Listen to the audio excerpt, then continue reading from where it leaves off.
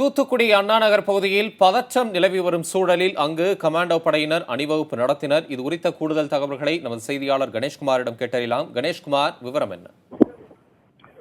தம்பி தமிழரசன், தூத்துக்குடி அரசு மருத்துவமனை அடுத்துள்ள விவிடி சாலையில் உள்ள அண்ணா நகர் பகுதியில் இன்று, அதாவது நேற்று முதலே ஒரு பதட்டமான சூழ்நிலை என்பது நிலவி வந்தது. நேற்று ஒரு அதிபயங்கரமான ஒரு கலவர சம்பவங்களும் நடந்தேறி இருக்கிறது.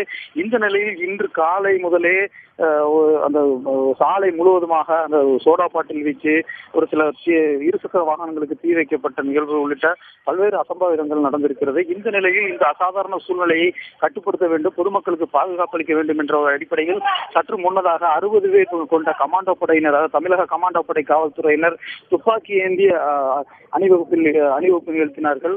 இதனைத் தொடர்ந்து தற்பொழுது இந்த அணிவகுப்பினை தொடர்ந்து சுமார் 500க்கும் மேற்பட்ட காவல்துறையினர் இந்த அண்ணா நகர் பகுதியில் உள்ள 12 தெரு முனைகளில், அதாவது 2 முனைப்பகுதிகளிலும் 12 தெருக்களிலும் தொடர்ந்து கண்காணிப்பு பணியில் ஈடுபட்டு வருகிறார்கள். அங்குள்ள பகுதி மக்கள் எங்கேனும் ஏதாவது அடிப்படை அத்தியாவசிய தேவைகளுக்கு சென்றால் அவர்களை பாதுகாப்பாக அனுப்பி வைக்கும் பணியில் ஈடுபட்டு வருகிறார்கள். மேலும் அந்த அசம்பாவிதங்களில் ஈடுபடக்கூடியவர்கள் யார் என்பது குறித்து தொடர்ந்து கண்காணித்து அவர்களை கைது செய்யும் நடவடிக்கைகளில் ஈடுபட்டு வருகிறார்கள்.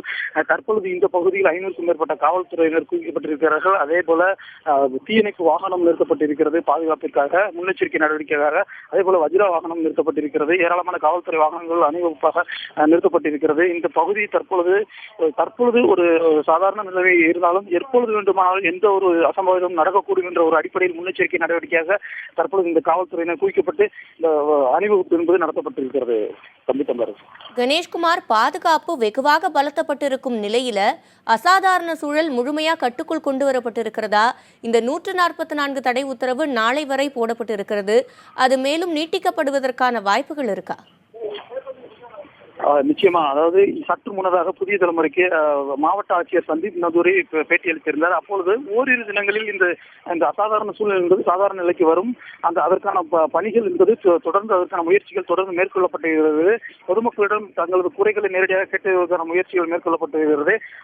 இந்த நிலையில் தான் இந்த அசாதாரண சூழ்நிலையை தவிர்க்க வேண்டும், பொதுமக்களுக்கு ஒரு பயத்தை போக்க வேண்டும் என்ற ஒரு அடிப்படையில் தான் தற்பொழுது இந்த பாதுகாப்பு படையினரின் அணிவகுப்பு, கமாண்டோ படையினர் அணிவகுப்பு நடத்தப்பட்டிருக்கிறது. தொடர்ந்து காவல்துறையினர் இந்த பகுதியில் பதட்டம் நிலவிய தொடர்ந்து இந்த பாதுகாப்பு பணியில் ஈடுபட்டு இருக்கிறார்கள்.